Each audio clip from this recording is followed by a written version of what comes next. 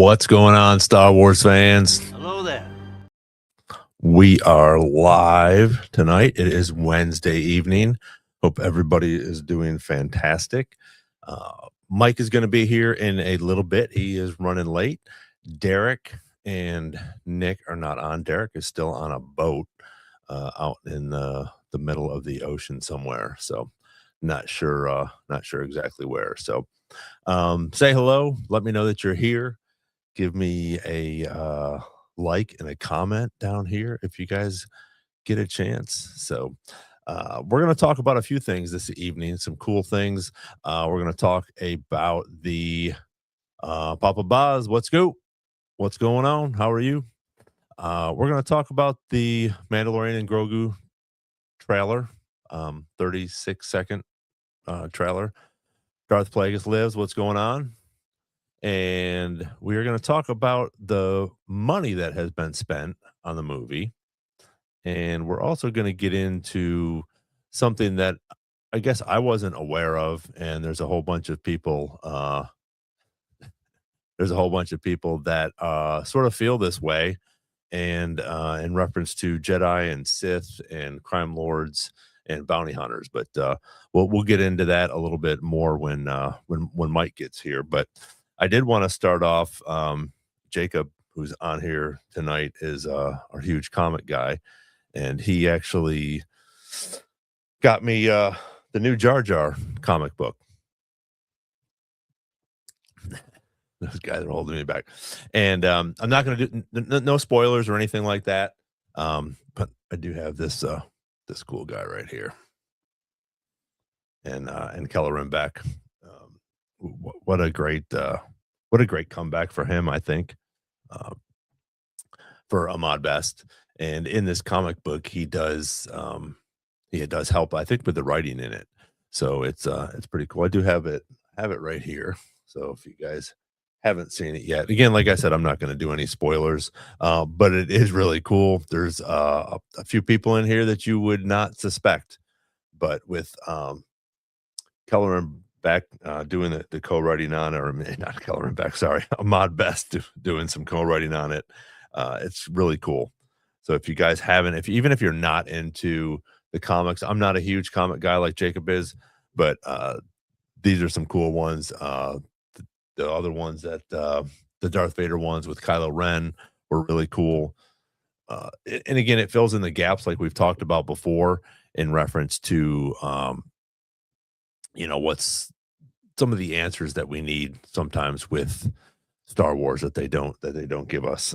I actually put something up the other day. I had posted a video of Jar Jar Binks with a lightsaber and said Sith or Jedi.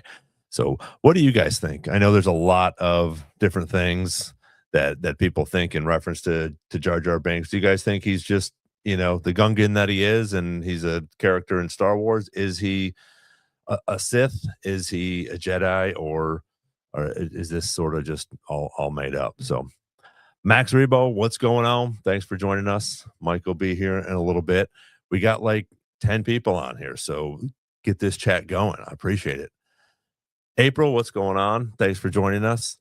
So we were talking about the new Jar Jar comic book that came out with that also is featuring Kelleran Beck. So if you haven't picked that up, I would suggest you go get it. It's a really cool story. So, but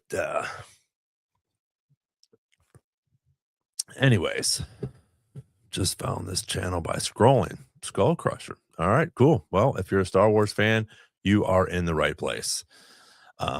So let's go ahead. I'm sure everybody has seen it. I know there's some mixed feelings about it. In the chat, give me a 1 to 10 on what you guys thought about the Mandalorian and Grogu trailer that we saw during the Super Bowl. A 1 to 10. It has grown on me. If you haven't checked it out yet, go check out Mike's breakdown of it. It really explains a lot, and I think it definitely helps some of the. It helped me, because I was a little disappointed. I think we were all sort of hoping for the 2.5 minute trailer, maybe get a little bit of the plot, maybe see some, cameos, whatever. But we didn't. We got a 30-second Bud Light commercial or Budweiser commercial with Tauntauns and Mandalorian and Grogu. But that being said, we did get some information out of it, and I think they did a cool job with it. So what I want to do now is take up 30 seconds of your time, and we're going to watch it again. So. Sometimes we choose our path. Other times the path chooses us. Through it all, we keep pushing forward, driven by a deeper purpose, guided by an unseen force. The journey never gets any easier. The bond just gets harder to break. This is the way. Only in theaters and IMAX May 22nd.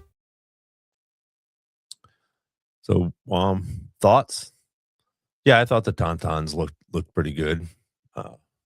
Max as a trailer 0.69, of course.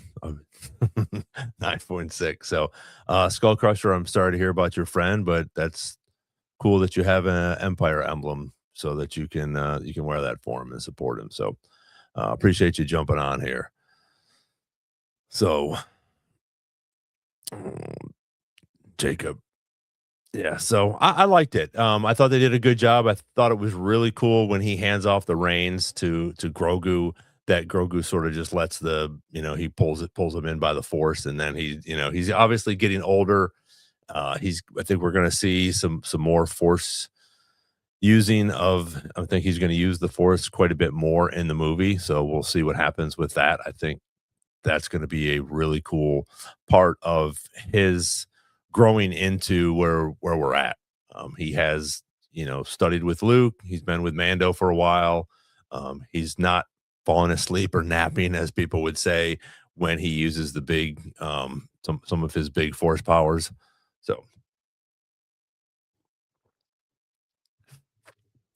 really least excited Papa Boz in reference to Mando. Okay, that's all right.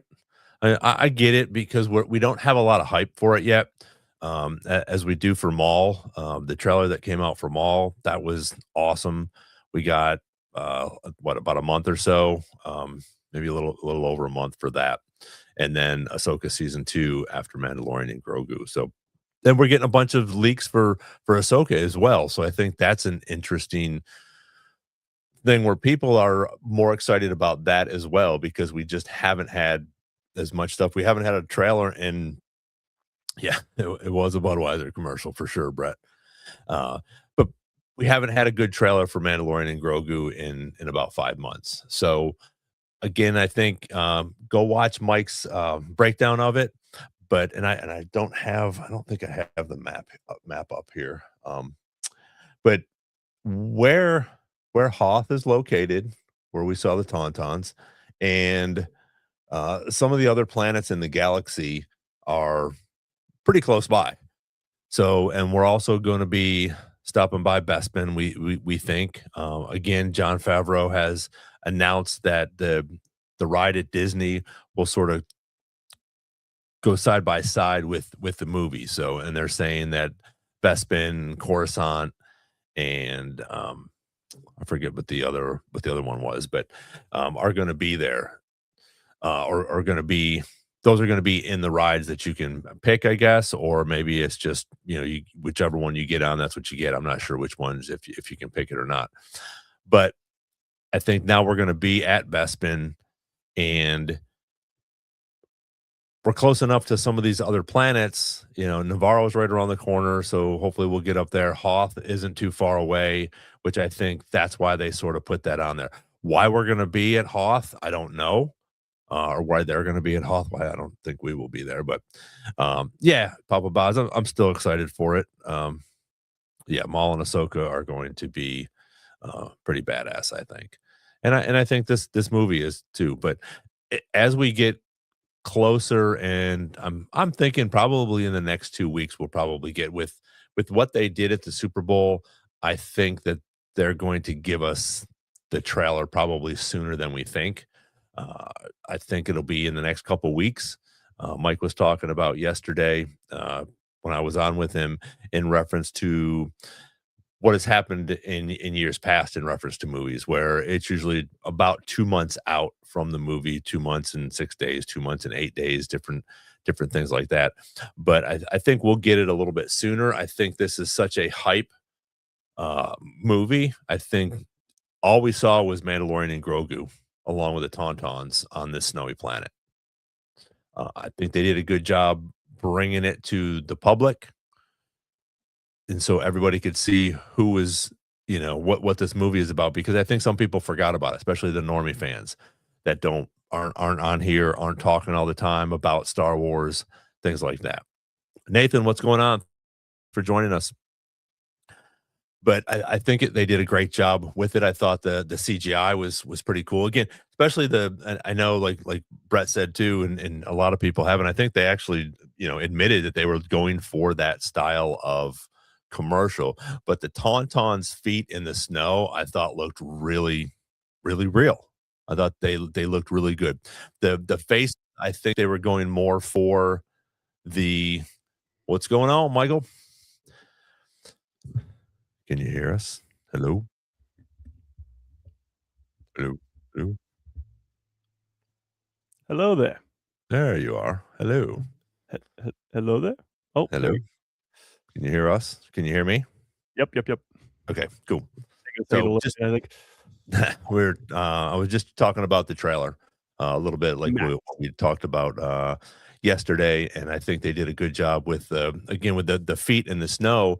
And I think a lot of people were complaining about the two heads of the Tauntauns, when they were breathing out the mist from the cold air, and it did. I don't think it looked as good as the feet, but I think, or the paws or whatever you want to call them, going through the snow. But I think they were going for that Budweiser feel with when the horses, the head of the horse and it blows out the steam from the cold air as well. So I thought that was. They needed to do that for the whole picture, and the Sam Elliott thing as well. Everybody knows his voice. I didn't look that up. Do we know, has he done, I'm guessing he probably has done other Budweiser commercials for the Super Bowl? Do you know? Oh, I don't know. I know he's not in Star Wars, but I don't know about that. Yeah, no. We would know if he was in Star Wars for sure. That's true. But I thought it was cool that they used his voice, because everybody does know his voice, and it wasn't too big of a deal in reference to, maybe if they had did the AI of Darth Vader, just doing that with James Earl Jones, that would have been sort of cool too. Yeah, I don't think the point would have got across as well if that was the case. Right. Yeah. So it was a hyped up beer commercial. But I also think that they did a good job showing the old fans, hey, you know what? We got some Tauntauns in this, showing the new fans and the regular fans that 80% of the people watching this Super Bowl were those are regular fans. And they got to see this new 36-second trailer for Mandalorian and Grogu. And now all their kids are excited, and they're going to go to see this movie. Yeah. And I honestly think, like, the reason that we are so upset with this trailer is because we thought there was going to be a 2-minute trailer, like an actual full trailer for the Mandalorian Grogu movie. But I suppose that was never confirmed to us. We just kind of, as Star Wars fans, hyped that up in our own minds. And eventually we will still get that full Mando trailer, just not yet. My thing with it is the trailer itself, for what it is, a Super Bowl ad, it's funny, it's cool, it's Star Wars, it's fun, it's for many people who don't even know that there's a Mando movie coming out, to the over 100 million people watching the Super Bowl, they all know now, and it served its purpose. The big backlash is because we all thought that this was going to happen, and it didn't happen. So, I mean, that when you think of it outside of the expectation of having a 2-minute trailer, it's fun. It's cool. It is a Super Bowl ad, and that's why it works, Yeah, absolutely. And again, you have so many people watching the Super Bowl, and people are just, like Max said, kids at the party are going, now they're demanding their parents go to, I want to go see Baby Yoda, so it's a beer ad. Like it's targeted towards kids because of Grogu, but now parents are like, Budweiser. Yeah. Yeah. Papa So, Boss did say I something though before in the chat. Do you want to pull that up so I can see it? yeah, or The one about the backlash or whatever. oh yeah. Yeah. Do you think they'll release a trailer sooner because of the backlash from the Super Bowl trailer? Honestly, maybe. I don't think they expected this backlash again because fans just thought we were getting a bigger trailer. So maybe. I mean, so far they haven't. It's Wednesday now, and the backlash has settled down.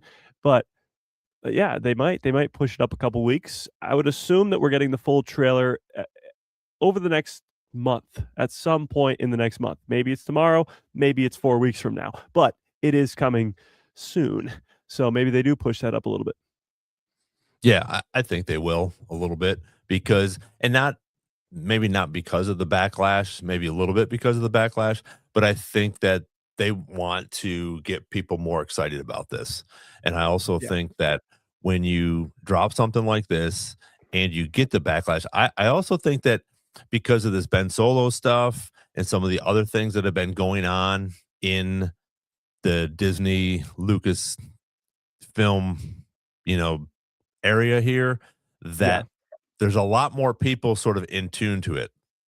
There's a lot more people watching on, on Instagram, on YouTube, watching channels like yours and mine, where Yeah. they're more into it and they were hoping for that.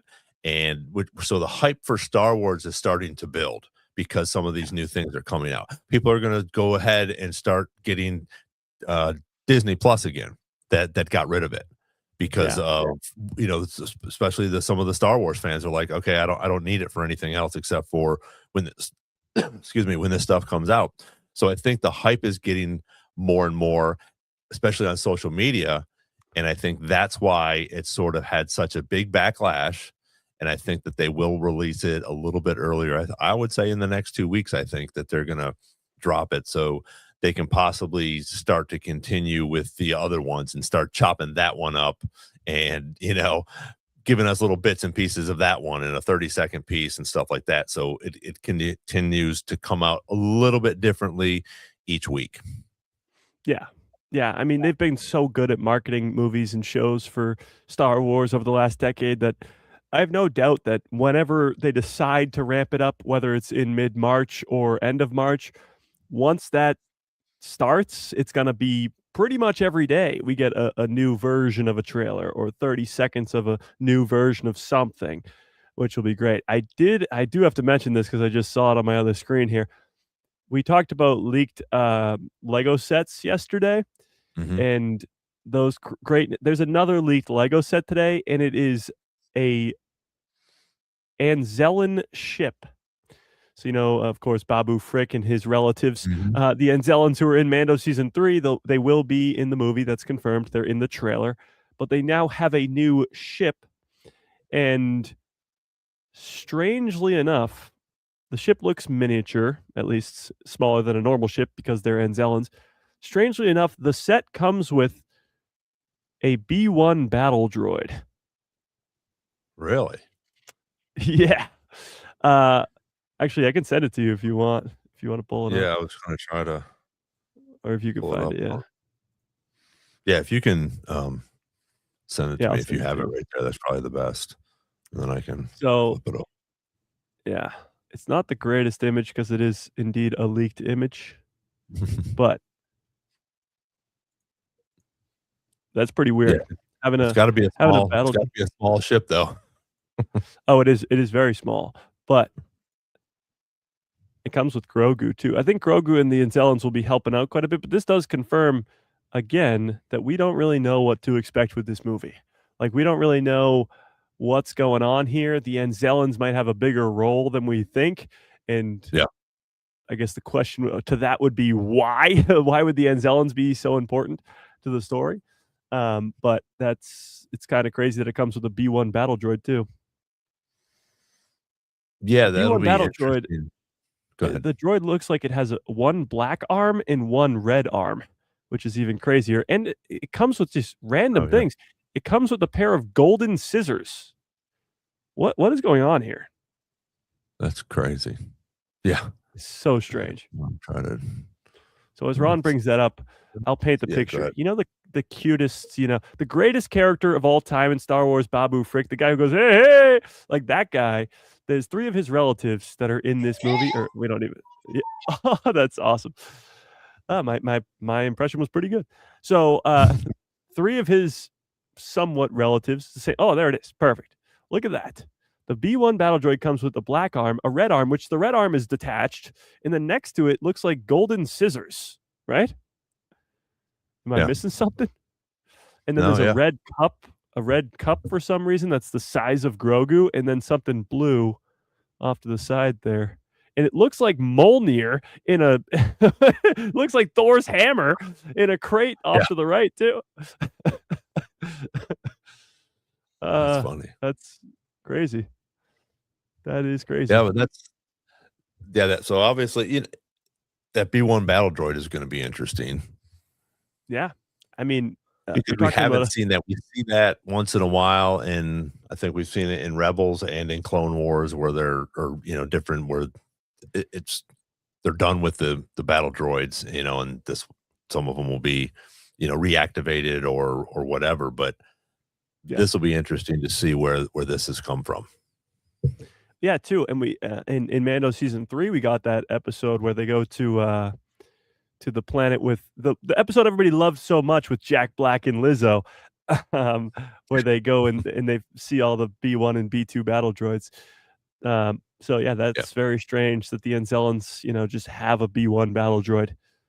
I'm more, like, what's up with the golden scissors? Why would they have to include that? That must have a significant purpose in the movie. Yeah, it's I don't interesting know. to see. But these are the things that we're going to get over the next couple of weeks, in the next couple of months.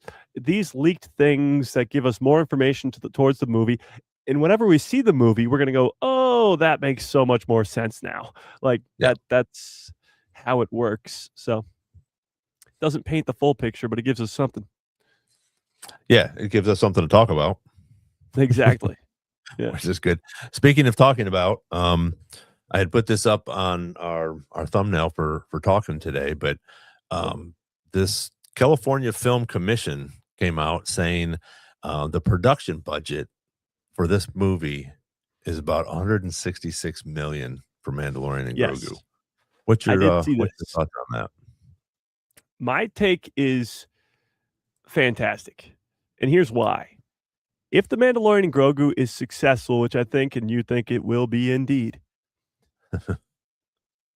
they've figured out a way to make these movies and make them a lot cheaper. Like, there's no reason for them to have to make a movie that costs $300 million unless it's an Avatar movie where the entire thing is CGI, where the entire thing is brought to life through visual effects that have none of it is real. And Star Wars should be real. A lot of it should be real. Now, that budget is going to go through the roof when this marketing comes out. They usually say that marketing is about 50% of the budget, so that you're going to get up to probably around 300 million once the marketing play goes and we start getting posters and billboards, and there will be more. That number will rise. But I saw somebody bring it up, or I saw it earlier, that let me see if I can find it. Yeah. The Creator, which is a movie that oh my God, what's his name? The guy who directed Rogue One, can't remember his name, but he directed that movie, had a budget of 80 million. It was a sci-fi movie. And Dune 1, the big blockbuster Dune movie, had a budget of 165 million. So slightly less than this movie. It's not at all impossible to make a great movie for a lot less money. So 166 million is still a shit ton of money. I'm not concerned in the slightest about this number. Gareth Edwards, thank you, Max Rebo. Gareth Edwards. But yeah, 166 million is a lot, and that number is going to increase drastically when the marketing starts. Yeah, but I also think this is good because, like you said, the budget being down, and I think a lot of it has to do with the volume, because you're not traveling all over the place. So I think this is a good thing for Disney and Lucasfilm to use so that the pricing doesn't and yeah, it's gonna go up, but if it's at 166 million now, that's not bad. Like you said, if it gets up to the 300 million, okay, that's still feasible for the style and the type of movie and the people that are gonna be playing in this movie at this point, because Pedro, whether we see his face or not, just using his voice, he got paid a crap ton of money for this, Oh yeah. so the volume I think has helped quite a bit in reference to this.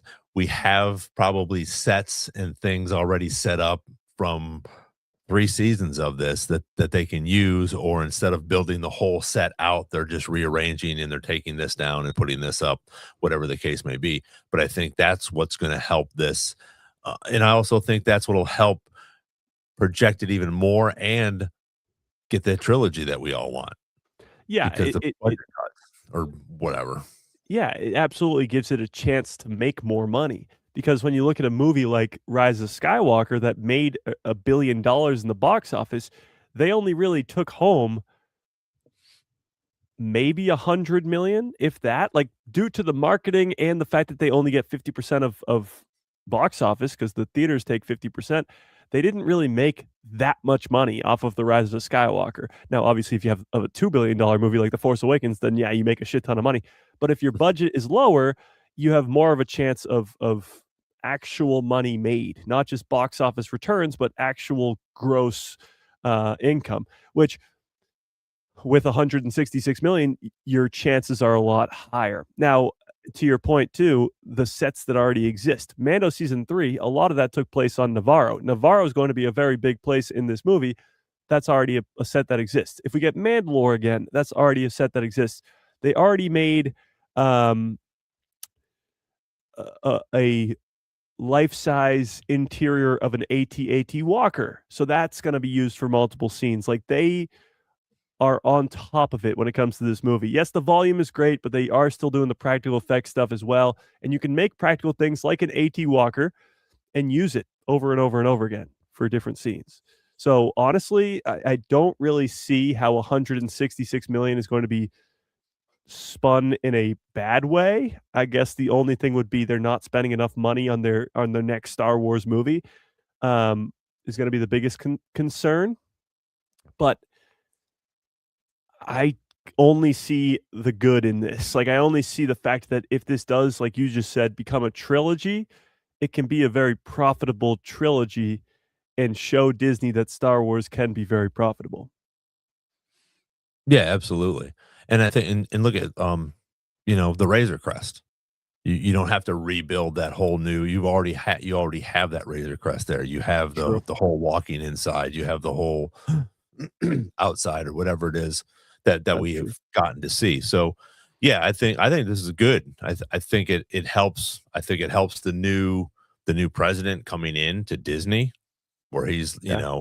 because we've talked about that with possible budget cuts or trying to do something to make himself look good, obviously coming in here. But if you have the money like that, that's much less reduced or much more reduced than some of these, like, look at Andor. Look at the amount of money they spent on Andor. Yeah. And that's the thing with Andor too. There wasn't really much room for return because there's no box office. So you're making a show in hopes that more people get your streaming service to watch said show. And you have three different versions of a Star Wars fan or a fan in general. People who have Disney Plus forever because why cancel it? They're making new Star Wars and Marvel projects all the time. Might as well just keep it. I watch plenty of old movies. Disney Plus is fine. I'll keep it around. There's that person. And I'm definitely that person because I Me watch too. plenty of Star Wars content all the time. Then there's somebody who never gets Disney Plus unless they like really, really need to for some weird reason. And then there's a person that gets it on and off depending on the show that's on there. And that is probably the smallest group of people. The people that see Andor season 2 comes out and it's good and they go, "Okay, let me get Disney Plus back." That's not usually the case. It maybe is for like Mando or something depending on the hype around it. But for the most part, you are far more likely to make way more money in the box office than you ever would on Disney Plus. So, I think this budget is only great news. And as Max Rebo pointed out too, the Adelphi base as well. Yeah, you're going to get a lot of the Adelphi base, and that was a set made for season 3. Yeah. Yeah. So there's a whole bunch of circumstances here that's helping that price stay where it's at. And I think it's like you said, I think it's a good thing that we're going to see that, and it can continue to be beneficial for the second and third movie, and even some of these other ones. I'm sure it's not the only movie that's using the volume.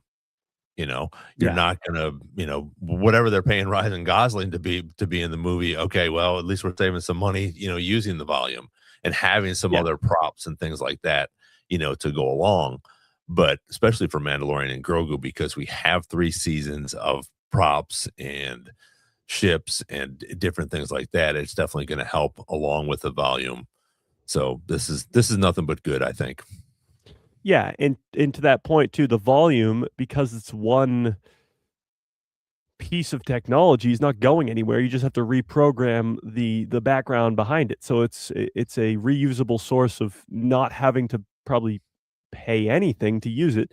But the reason that a lot of stuff is shot on location, like we heard with Starfighter, was shooting on location a lot in the Mediterranean Sea. The original trilogy shot on location a ton, is because that's cheap. It's honestly cheaper to go to Tunisia in Africa and use the desert there than to craft your own desert. Like, it's far more expensive to do that, just make your own world, than to just go to a place on Earth that has something that looks like that. That's why I think with this movie, specifically with places like Adelphi, Adelphi looks so much like just a beach planet. It looks like you can easily craft that in real life with a real location.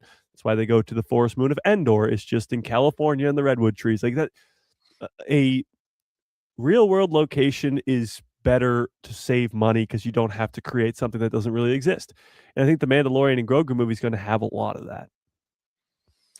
Yeah, well, and I think Andor did a bunch of that too with the Yeah. locations, which I thought was cool because afterwards they had a bunch of comparisons, where they showed, a building here and what it actually was, or where it was in England or whatever.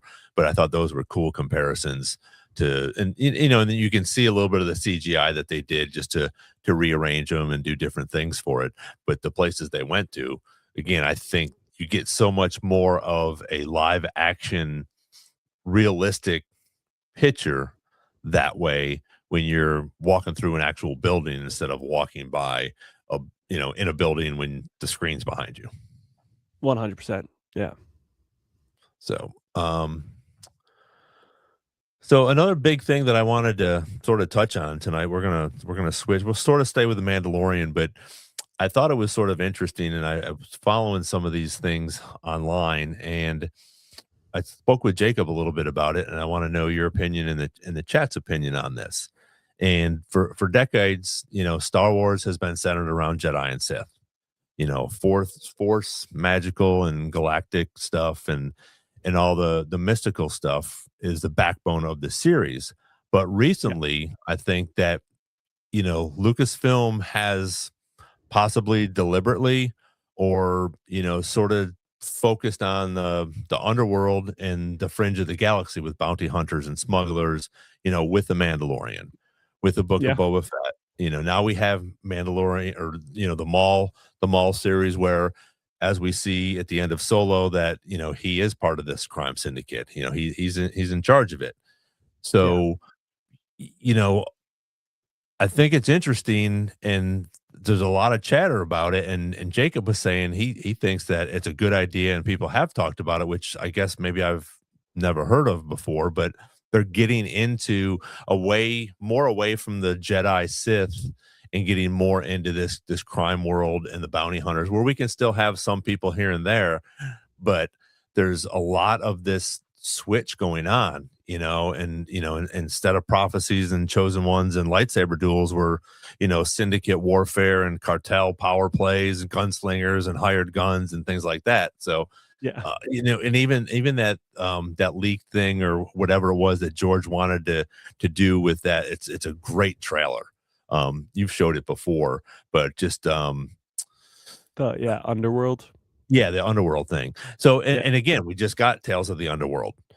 So, and this whole Maul series is going on. So, what's your thoughts on this Star Wars or Lucas or Disney or all three of them? Obviously, sort of moving into that gangster style of bounty hunter thing. Yeah. No, I think it's great, but you got to have a balance. You got to have a balance of both, and I think they've had that balance of both since Star Wars was really first created. Like back in 1977, yeah, you got in A New Hope, you got your Vader versus Obi-Wan. You got the weird Force thing going on, Luke Skywalker tapping into the Force, but there's the cantina. It's a lot of just the underworld stuff. Han Solo's a smuggler. He's your main character. He's a smuggler. You have that even later on in the trilogy. Boba Fett's a bounty hunter. You got Bosk and Dengar in there. Like there's always been that dark and dirty side of Star Wars that's always been there, even in the movies. But the movies mostly focus on the Jedi and the Sith. When you get to shows, a lot of the Clone Wars arcs are bounty hunters. A lot of the other stuff. And then when you get to the live action shows, you got pirates in Skeleton Crew and bounty hunters in The Mandalorian. But you still have the balance with Ahsoka and with Kenobi and with the Acolyte. And even Andor is a spy thriller. So there's always been a balance to that.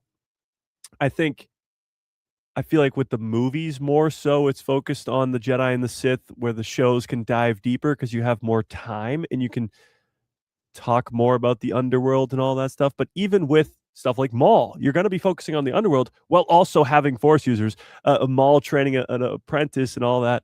So Star Wars is always built for both worlds. You have that underworld, non-Force users. At this point in the timeline, Force users are supposed to be rare. They're far and few between, or few and far between. And bounty hunters and the underworld and all that is more relevant and more, I guess, natural for you to come upon than a Force user ever. As we know of in the Mando time period, there's only like 5 of them. So the majority of a Star Wars story should be about the underworld. I gotta sneeze. But I agree.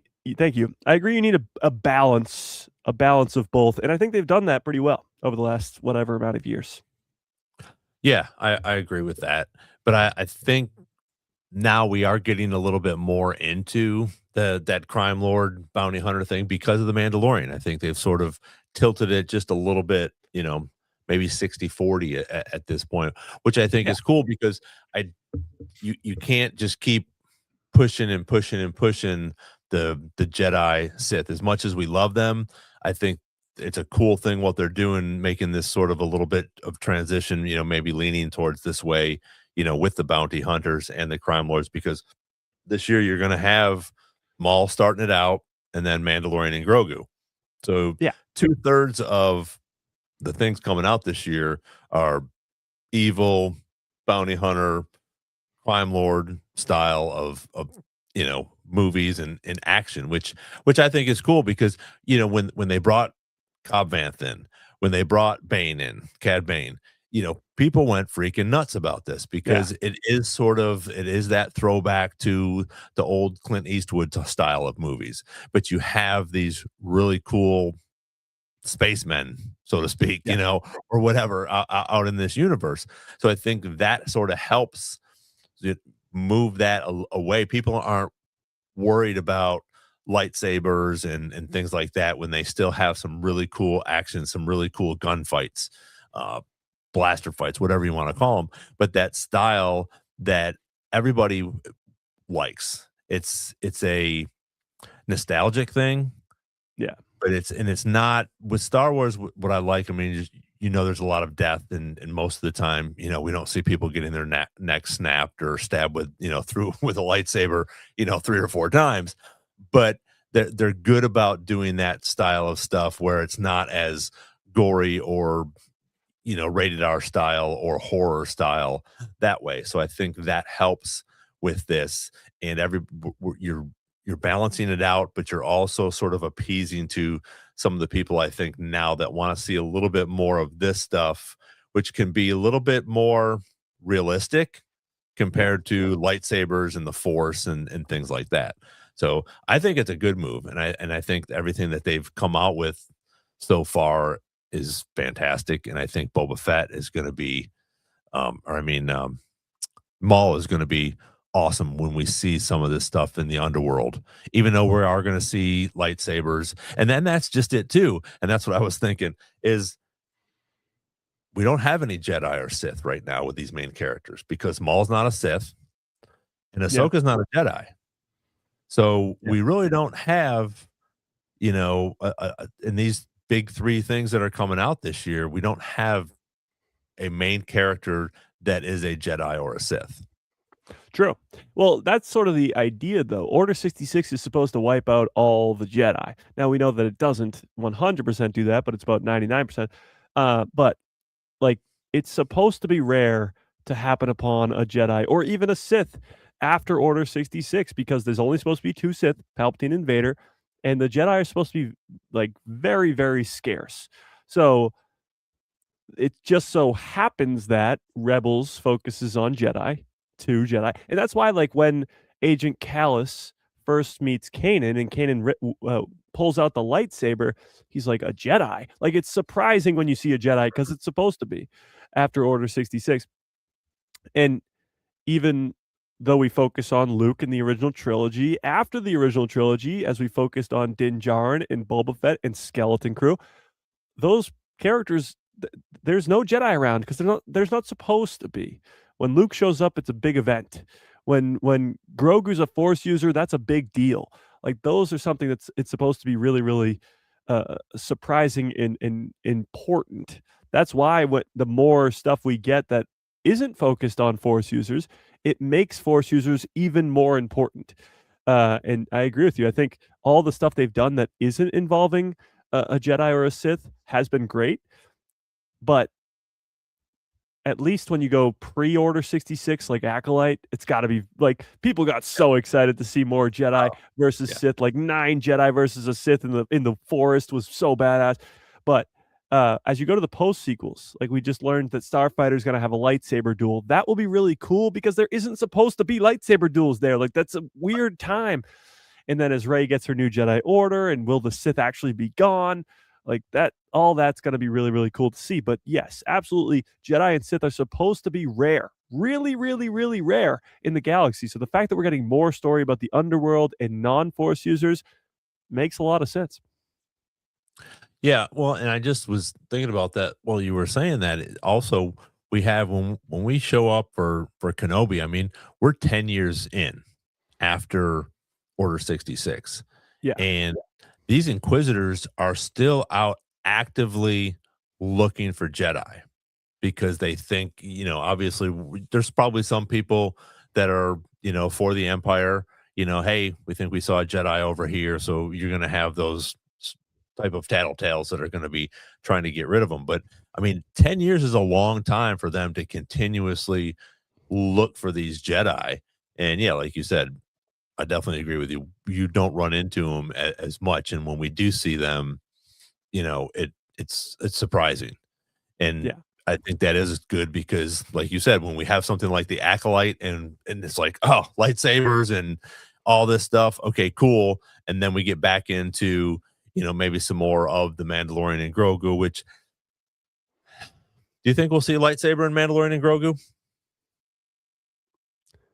no, no. I mean, unless Grogu like crafts his own, I don't think so. I mean, I think we'll see a lot of force wielding with Grogu because he's more powerful now and he's using it all willy-nilly, uh, and not having to like take a 10-hour nap after or even a 48-hour nap after. But he's going to wield the force quite a bit, but he doesn't have a lightsaber. The dark saber's gone. Yeah, I don't know if we'll actually even see one in the movie at all. Yeah, 'cause I definitely don't think he'll have his own because he doesn't have a master to show him Yeah, he how wouldn't. to go get the kyber crystal, Yeah, he you wouldn't know? know how. He would have to like Right. happen upon a different lightsaber, which isn't impossible, but I would rather see him craft his own some way, Yeah, somehow. yeah. How amazing would that be? It would You be pretty know, great, especially if it even was a dark saber, like Dark Saber 2.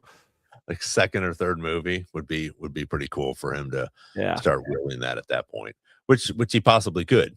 You know, I mean, Yeah. he's already 50 years old. He's got enough. Like you said, he's growing out of that the force power where he doesn't have to take a nap or is not taking as long of a nap Yeah. after he uses a big force push or something like that. So I think that would be pretty interesting. But I don't know. I don't know if where Well, we would see a lightsaber in this movie. I don't really either. Max Rebo brings up maybe the lack of marketing is to hide a force villain or somebody wielding the force as a villain. I don't see that. I could see it maybe as trying to hide like a Luke Skywalker maybe being in the movie, but even that seems like a big stretch. Uh, maybe they're hiding the fact that not a force user, but Thrawn's in the movie or something like. They're definitely hiding something with all this marketing, or I guess lack thereof, and maybe it has nothing to do with a force user, but it's definitely for some purpose. And he did bring up true that Skeleton Crew did have a lightsaber in it, but that Yeah, was that's different, I Finn's. guess. Yeah, Yeah. I think Finn's gonna hang on to that. He's not gonna give it to some green Whim, yeah. alien that he doesn't know. Yeah, well, or whim. Yeah. Um, Yeah, I wonder if the Skeleton Crew could show up in this movie, and if not, like maybe in Ahsoka season 2. Skeleton Crew is more important than most people give it credit for. Not just at Atten, but the characters as well, because those kids are gonna be very important in the timeline moving forward. Not just in like a Skeleton Crew season 2, but whenever Dave makes his movie, Dave's movie is gonna be that culmination of all these different projects. So Skeleton Crew is wrapped into that. So I think we'll be seeing those characters quite often and maybe this year. yeah, I'm not gonna be surprised if we see Jude Law back as John Howard, Yeah. possibly in this, like we've talked about before, in reference to some cameos that could pop up, Yeah. for this. But like we've talked about before, at Atten, something has to happen with that planet. There's no way that that amount of money is just sitting around, and not going to be it's going to be mentioned and not going to be touched or talked about again. That we need to have that answered. We need to find out whether the Republic is using it for some things, and then Thrawn comes in and ends up taking the rest of it, or what the possibility is for that. So I think that if we don't see it in Mandalorian and Grogu or Ahsoka, I think we definitely will have something going on in a live action style, whether it's a movie or live action. But I think we're definitely going to see, like you said, we're going to see some of these characters again, and they're going to have a pretty decent sized part in some role in some of this stuff that's coming out. Yeah, for sure. I just saw here that the Mandalorian and Grogu's in 100 days from today. Oh, nice. That's crazy. Yeah, it Start the doesn't seem like countdown. it doesn't seem like it's that far away, but it actually sort of is compared to Maul. Yeah, But that's true. I guess, yeah, and I think I was going to ask what we think, but what we think is not as much as the normie fans. And the normie fans, the biggest thing this year is going to be the Mandalorian and Grogu movie. Where for some Yeah. people, the biggest thing for them might be the Maul series. If you're a huge Star Wars fan, before you got on, somebody was saying that they're not as hyped about the Mandalorian and Grogu movie as they are for Maul and Ahsoka, which I can totally agree with.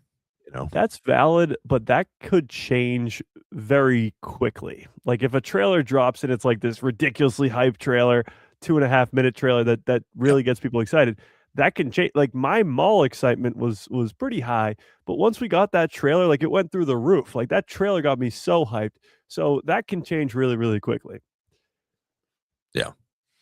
Yeah, for sure. Which I also think that once this Maul thing drops, I think you're going to see more people possibly start watching this thing as well, because there's still some normie fans that have no idea about Boba Fett or Maul and think they're both dead. Yeah. And once this starts to pop off and people are, coming to get Disney Plus again for whatever movies, because you're going to still have the three that we talked about yesterday that are going to come out through Disney: Moana, Toy Story 5, and Mandalorian and Grogu. They're Yeah. all going to, by the end of the year, by Christmas time, they're all going to probably be on Disney Plus. Yeah, definitely. So you're going to have people getting on. Okay, now I'm on Disney Plus, and what's this Maul series? Oh, let me watch this Maul series. So I True. think the hype for that type of stuff is going to project some of the numbers for that as well, which I think will be cool because, again, everybody talks about how Disney's dead, and obviously we disagree with that. But things like this are going to help that. You're gonna the whole revenue is just going to go up by the end of the year because you have all three of these projects, and they're all going to be on Disney Plus by the end of the year, and two of them are going to have made a ton of money before that. I don't know what the statistics are on animation or whatever, but as it comes out, it's going to do well, I think, on Disney Plus, as much as the hype has been, and as much as the fans are looking forward to this series. Yeah. I think that it helps, and I know we've talked about, and I forget if you're a fan or not, but how it's dropping with the 2 episodes for 5 weeks. I think that will help some of the normie fans watch it, because if you go into this as a, even even as Clone Wars, if you go into it as a 20 or 22 season thing project, people aren't going to be, man, I don't know if I want to put that much time into it, but I'll watch Darth Maul for 5 weeks for 45 minutes a week.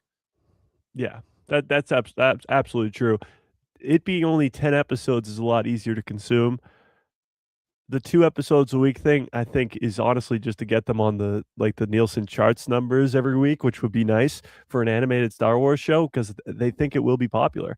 And a lot of it is they wanna have the finale on Star Wars Day and all that stuff too. Yeah. So there's a lot that goes into that release schedule, but I agree with you. I think 10 episodes, it being a Maul show, it's easier to, I guess, take in even for a normie fan who might not watch it.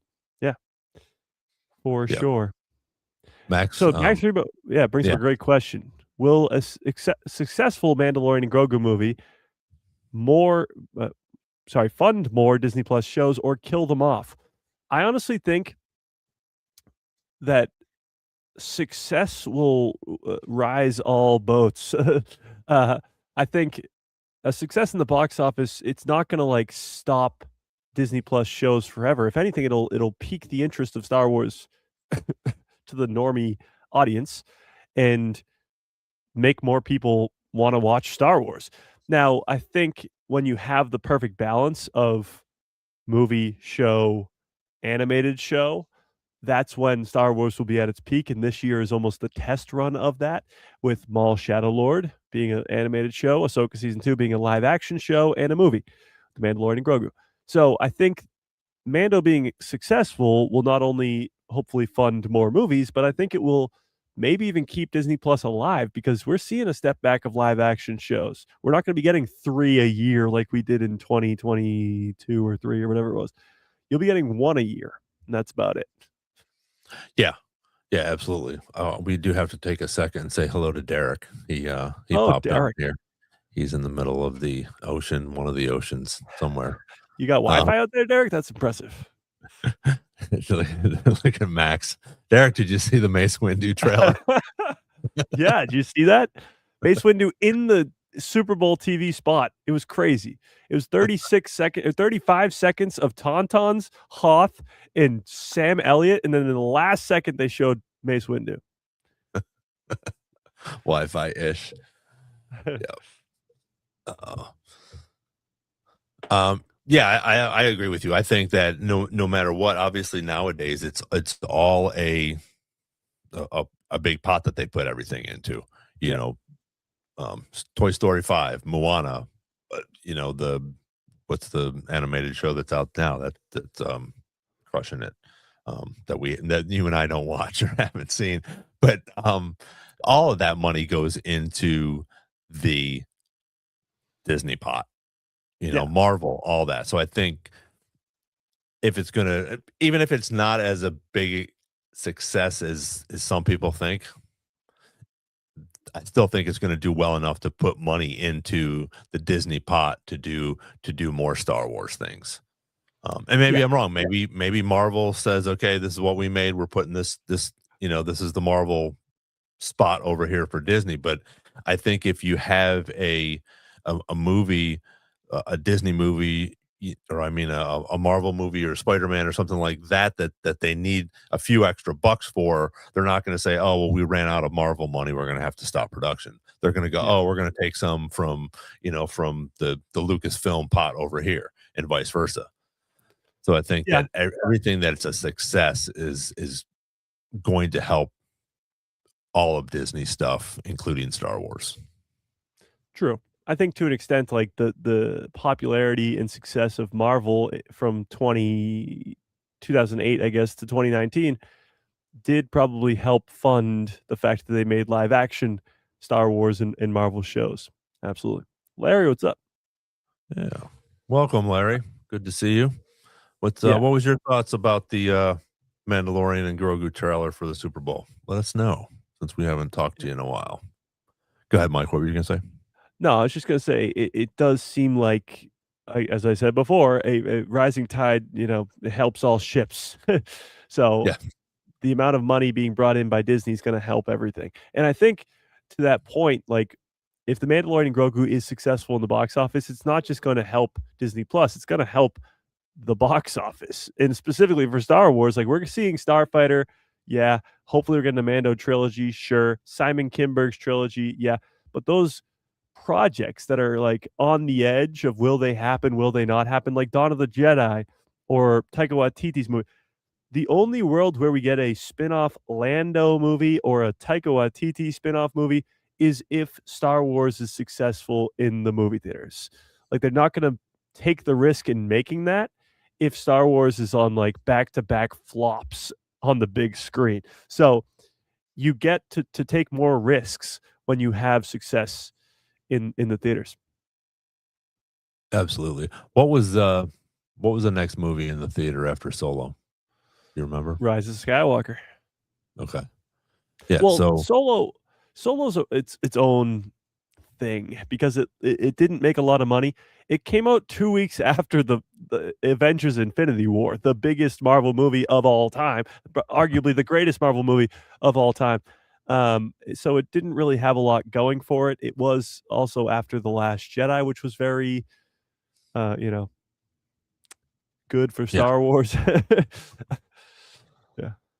Yeah. So I was just trying to think, if that was the consequences that led up to some of the different things that if it 100%. was a bigger thing, right? Yes. So think about it this way. The Force Awakens made $2 billion. Rogue One made like 1.5, whatever it was. That's back-to-back huge successes. That's when you started hearing they're making a Solo movie. They're making a rated R Boba Fett movie. They're making a Kenobi movie. They're making a Rogue Squadron movie. Like, you started hearing all this craziness. And then The Last Jedi comes out. The Last Jedi makes a lot of money, but it's very, very divisive. The fandom splits right down the middle, or maybe not down the middle, but it splits nonetheless, and fans are really, really upset about it. Then Solo is the next one after that, and Solo loses money. And then they finish off the trilogy with, again, a very, very, very big divide in the Star Wars fandom. So what started off as like, okay, 2 big wins, we're going to get a ton more spin-off movies, turned into, let's go to Disney Plus and never come back until 7 years later when they decided we got a success on our hands, and we got that from Disney Plus. So absolutely, if we get Mandalorian and Grogu is successful and Starfighter is successful, you'll get green lights to way more movies, and risky movies too. But if they stink, if they bomb, if whatever happens, then yeah, they're going to stop making movies again. They'll go right back to Disney Plus until they think they have another big success on their hands. Star Wars movies for the first 35 years were events. It was the original trilogy and the prequel trilogy, and that was it. Anything else was legends. Anything else was a comic book. Anything else was a novel. It was just the movies, and they were big events. They don't want that to go away. They want Star Wars movies to still be a big event. You have to go see this movie because it's Star Wars and it's on the big screen. But that only works if they are successful. Yep. Well, and I also think that that's why they got Ryan Gosling, just in case that, okay, if this Mandalorian and Grogu, we're going to do this one first. We think we got a big hit on our hands. Let's make sure, let's do this. But then, hey, let's keep that going. Because I think that they wouldn't have done this movie after 3 seasons not being successful. This would not be a movie coming out. So they have a successful 3 seasons. Let's do a movie. This is going to be a hit, but we got to have another hit after that. Whatever the story is, people are going to see Ryan Gosling. And I know we've talked about it before. Do we want A-list actors in here? But I think Disney probably made the right move for that, because he's got this Hail Mary movie coming out. I think is his next one, and who knows what else he's been doing. But I think that's why they were like, okay, let's go get the biggest star we can right now. Let's sign him to this next movie. So we're going to have Mandalorian and Grogu. Baby Yoda is going to crush it. And then we're going to have another success, even if it's not as great of a movie, but we're going to have this superstar actor in it that's going to bring people to the box office as well. And then, like you said, once you have these 2 successful movies, then they're going to be able to go into that second movie of the trilogy, make some of these Rey movies, go to Taika Waititi and Glover and say, okay, let's move forward, get Adam Driver's, Ben Solo thing going. And I think that's what's going to help project and continue this Star Wars for the next few years for us as we continue to go, because now more and more people are going to be watching it. It's going to have a little bit more backing for it. And I think that when you have those movies, you're going to be able to go back and go into the live action as well and bring people in there and have other little stories in there. They're going to keep that alive on TV. So in between, just like this year, in between this big, huge movie, we have Maul for 5 weeks. And then we're going to have Ahsoka for hopefully 8 weeks, maybe 6, but hopefully 8, 12 would be fine with me.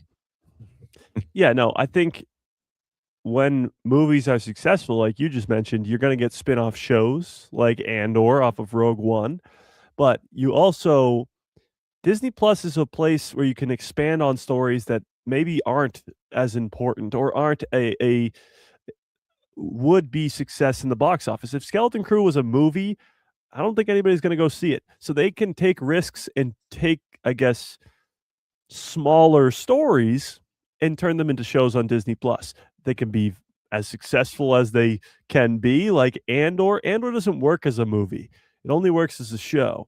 But you can take spin-off shows, you can take whatever, but the smaller, I guess, more ground level shows or projects should be shows. You can expand on the characters more with more time with them and all that. Animation, live action doesn't matter. But when it comes to the movies, it should be a big event. The Mandalorian and Grogu movie should be an event. Starfighter should be an event.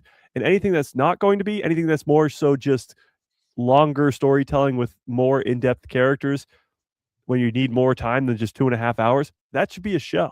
That should be a live action or an animated show.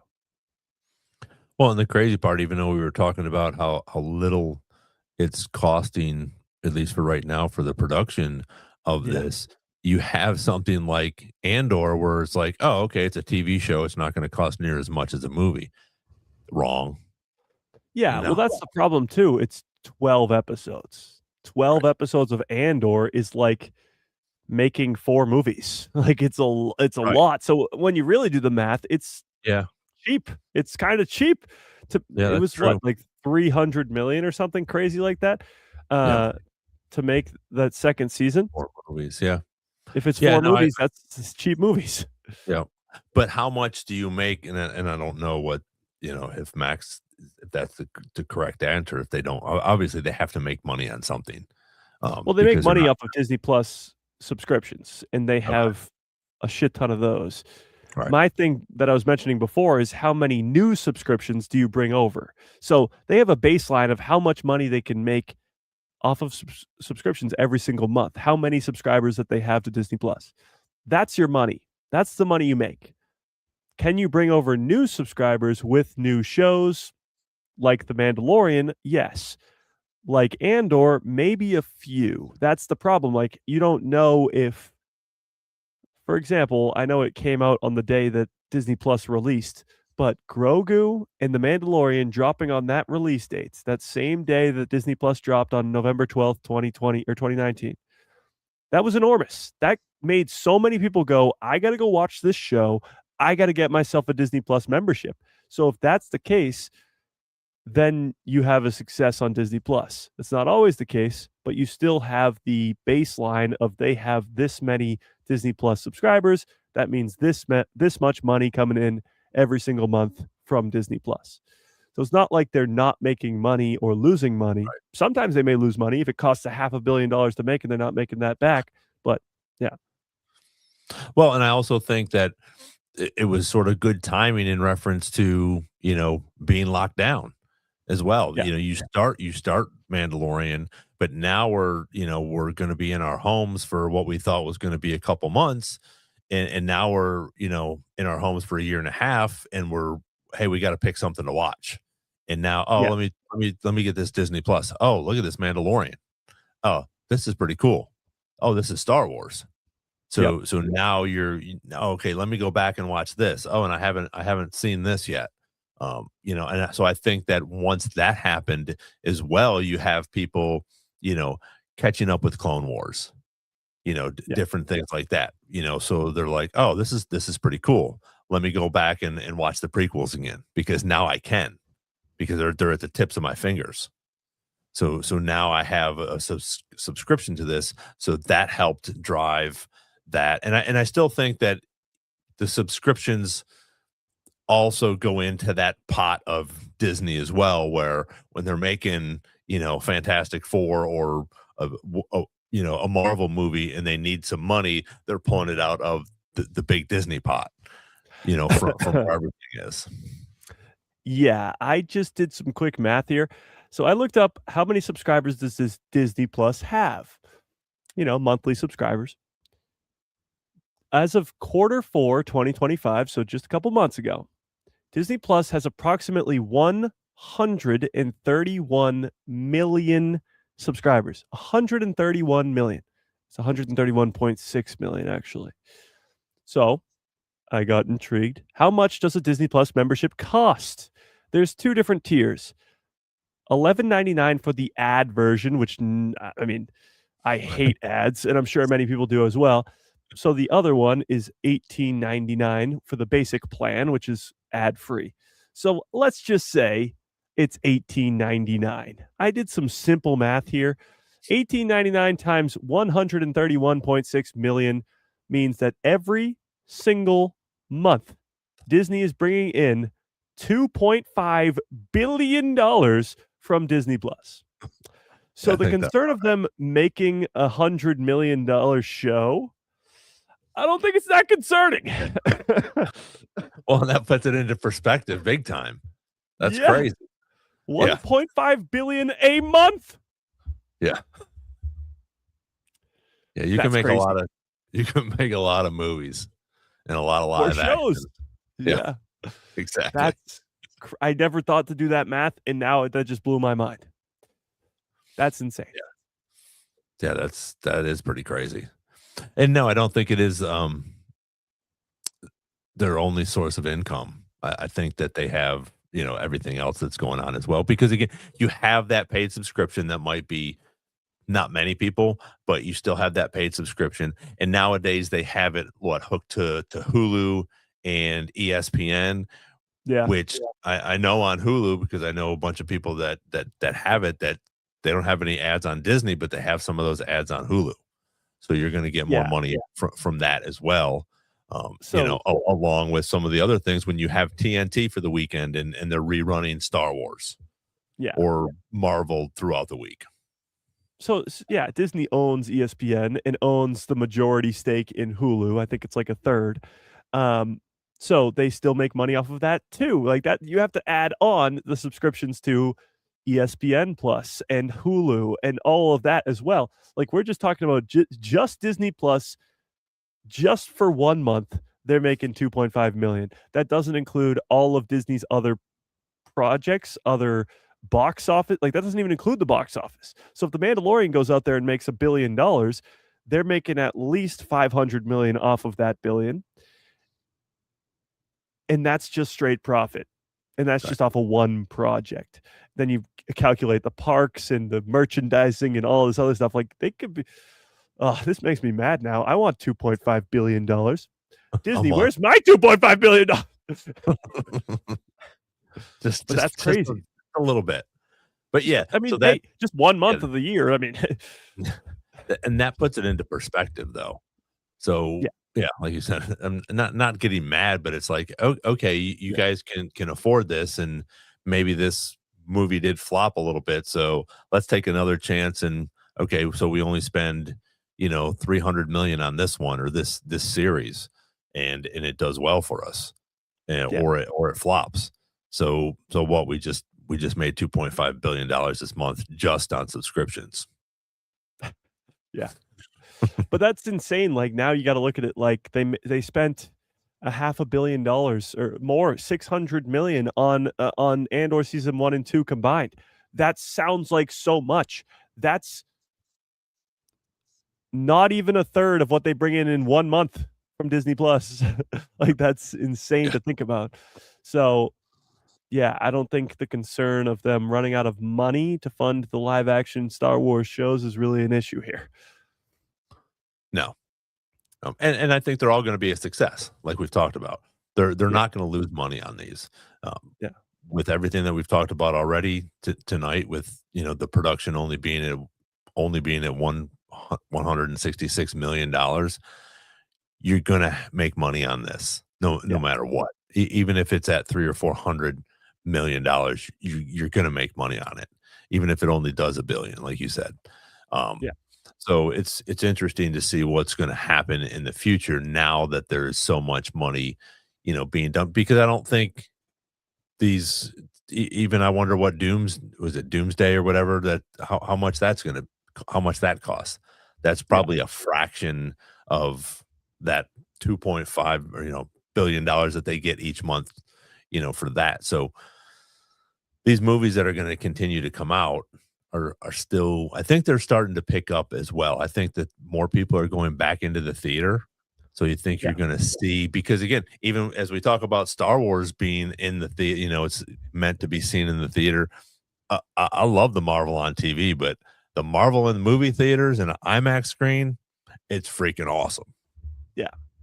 So 100%. As this continues to build up and we continue to get back to that regular thing, I think some of that stuff has died off because you have all these premium channels now. It's not just, you're not just buying cable for all HBO and Cinemax and all these different things. You're buying all these streaming services now, which helps the consumer stay at home and watch an hour show each week, or binge it after it all comes out or whatever.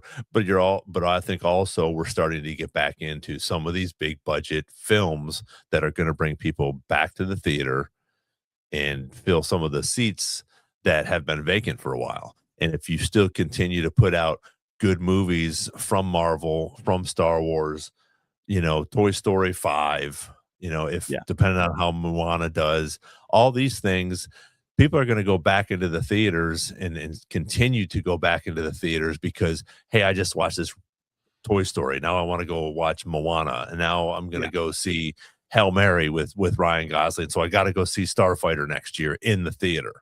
Yeah. So I think as we continue to go, hopefully what Star Wars is doing is helping the theater grow again, but also appeasing the fans and everybody else, bringing these new Star Wars projects to life and to bring the old and the new, like we're talking about with Mandalorian and Grogu.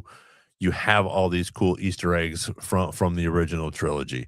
There might possibly be some things that we see in Mandalorian and Grogu that are going to be for, the second Death Star, like we talked about Yeah. yesterday. So Yeah. No, you're absolutely right. I mean, the people not going to theaters as of late, I guess supposedly that argument is a lot of Marvel and Star Wars. Think about it. There hasn't been a Star Wars movie in 6 years. So nobody's going to a Star Wars movie. And in the Marvel movies over the last 6 years, there's been good ones. Majority of them have been quote unquote mid. They've not been as great. Like there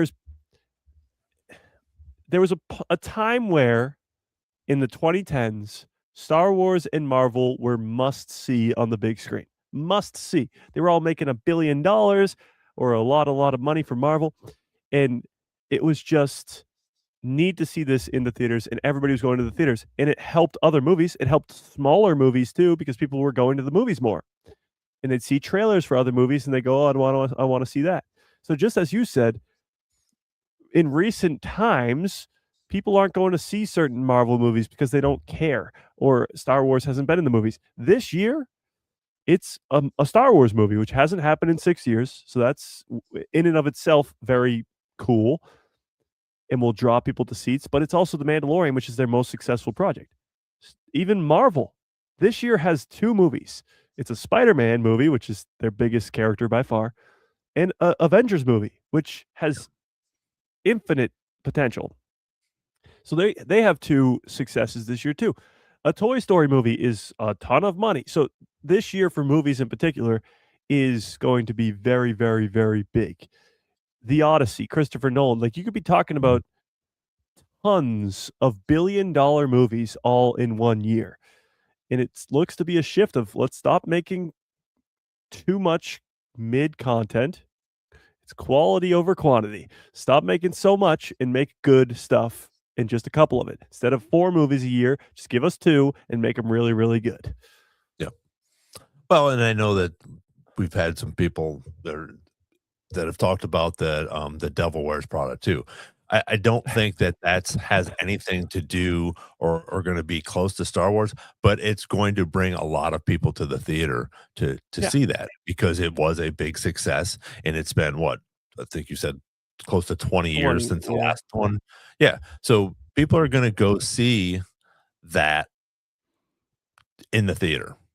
And yeah, it's probably not going to stay as long. And that's my thing. I don't think it'll stay as long in the theater as something like Toy Story 2 or Mandalorian and Grogu. Yeah. I think it'll be there for, maybe a month or so.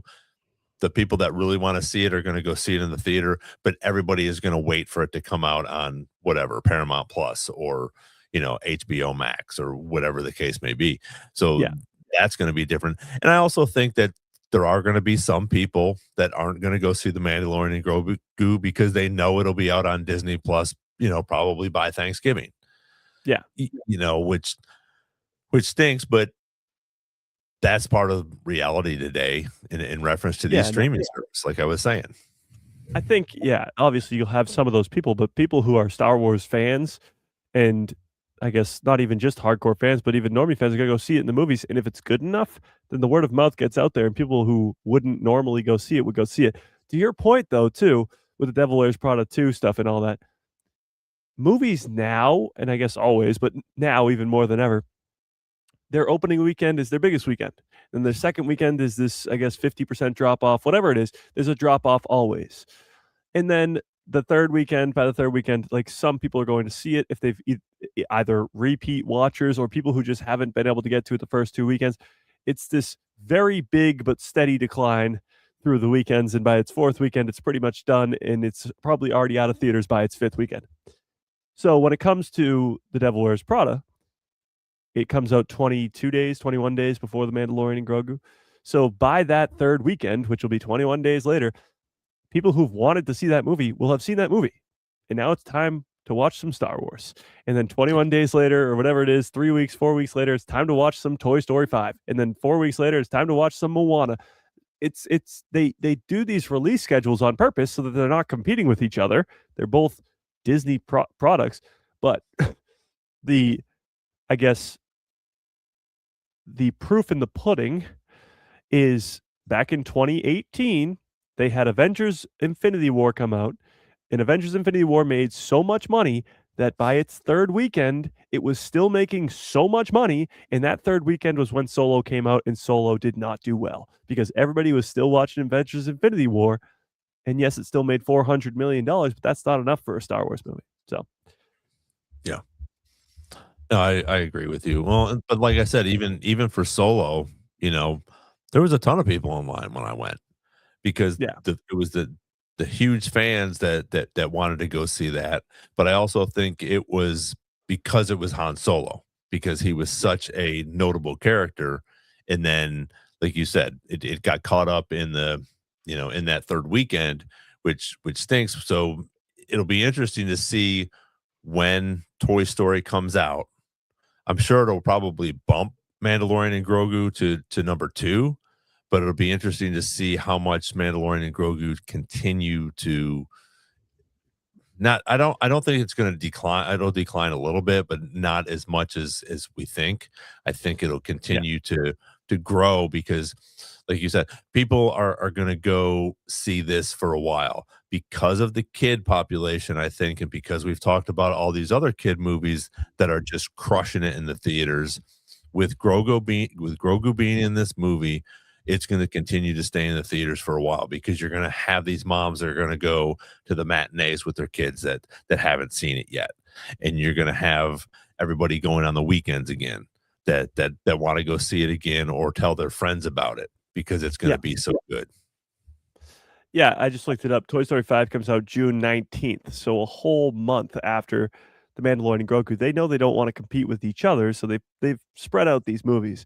But yeah, that's a whole month later. By week 4 or weekend 4 or weekend 5 of The Mandalorian and Grogu, it's probably just going to be people who are watching it for the third time or watching it for whatever, or they haven't been able to get to it or whatever. It's going to be those first 3 weekends that are the most important and where they make the most amount of money. I'm sure they'll still be making money on June 19th, but not that much. So, Right. Well, and that's the crazy part with this Avatar. That was what I was trying to think of earlier. The movie that I haven't seen any of them, but yeah, I've it's seen the still in first the one. theater. It's still in the theater. This what is it? The third Yeah. one that's out. Yep. It's still there, and it's not at the 8 o'clock showing. Some of them as they Yeah. die off a little bit. They have one showing just to appease those 5 or 10 people that either going to see it again or, oh, hey, look at this one still in the theater. I'm going to go see it now. So it's interesting that just continues to stay on there. Where I think that could possibly happen with Mandalorian and Grogu because they want to leave it in the theaters. And it's going to start out in IMAX, where at some point it will drop off of IMAX, but it's still going to be in the regular theaters, on a day-to-day basis with different times and not just that, 6 or 8 o'clock in the evening, one showing, time for a while. And I think that, like you said, Toy Story will probably knock it down a little bit, but I think it'll still be in the theaters. I would hope it would still be in the theaters at least for a couple months. Yeah, I think it'll be in theaters till July, easy. But I looked up Avatar: Fire and Ash. It says it's made 1.4 billion as of early February, which is now. So, but it made $1 billion in its first 3 weeks. So it makes the majority of its money in its first opening push, and then it goes on to make 0.4 more, which is a lot of money. But over the next, I'd say 6 more weeks after that, I don't remember the release date on the movie, but it came out in December at some point. So it's been over 2 months or close to 2 months since it's released. And in its first 3 weeks, it got the majority of its money, and then it kept making some afterwards. But still, $1 billion in 3 weeks is pretty crazy. So what is the cutoff for when they stop saying, okay, Avatar was in the theater and made 1.5 billion? Say that. So when they pull it, does that make sense? So is that when that's when they cut it off? So if it's in there for 2 months or 3 months, once they pull it from the theater, okay, it made $1.6 billion. That's it. Even though it's going to make more money, it's going to make money on, when it comes to Disney Plus, obviously, because you're going to have people that are going to get a subscription to just watch that. on there Yeah. along with the other two. So when they pull it out of the theaters, that is when I'm just naive to that. So that's when they stop the counter, I guess. Yeah, it's just box office, how much they made in the box office, and that's once the box office is over, it's over. So unless there's the only way they could make more is with a re-release, which has happened. But like Avengers Endgame was the most box office money made in history, and then Avatar 1 got re-released and retook the throne as number 1. And now this year, Avengers Endgame is going to come out again in September to get the hype up for Avengers Doomsday, and it's going to retake the throne again. So it's like, yeah. Okay. I didn't know that. That's pretty cool. Yeah.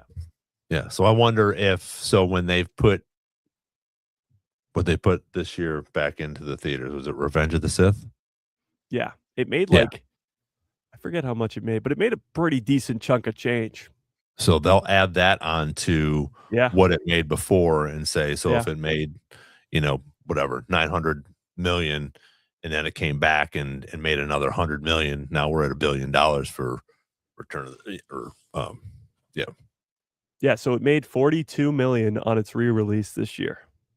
Wow. Which is crazy. It actually reached the number 2 spot on the opening weekend, which is wild from a 20-year-old movie. How much did Revenge of the Sith make? So actually it made 860 something million. So that the re-release pushed it over the 900 million mark, which made it like Star Wars's, I don't know, 5th or 6th $900 million movie. But with the re-release, it pushed it over 900 million. So interesting. Yeah. That's pretty cool. All right. Anything else you were those were the two main things, because again we talked about a lot of stuff yesterday on your show. Anything new that you saw today that we haven't talked about? No, and I think the hype level for the Mandalorian and Grogu is going to grow drastically once the trailer drops, but as I'm watching like clips from the Mandalorian and all that from the first 3 seasons, I think just the memory of people forgetting how great those 3 seasons were has kind of affected this movie's as well. So as people go to rewatch it before the movie or just see clips from it before the movie, like that show is movie quality. Like it's that good, and it doesn't get the credit it deserves for being that good. But either way, I'm not concerned, and I do like the fact that it's 188 or 66 million right now for the budget. It does make me happy. Yeah. Well, speaking of that, let's do this.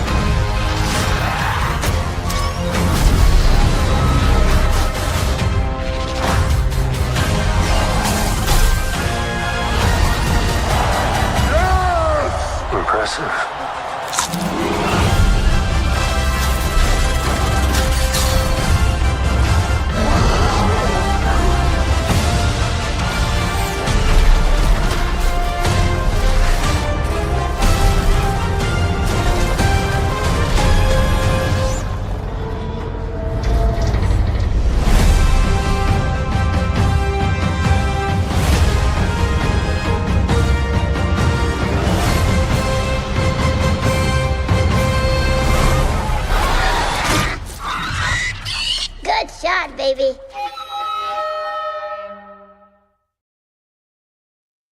I mean, we don't get a lot out of that, but it's such a. I mean, it just Such a get good me. trailer. It is. It's such a good trailer, and they do such a good job with everything. The music that they use in there when they just beef it up, and there's no talking in it.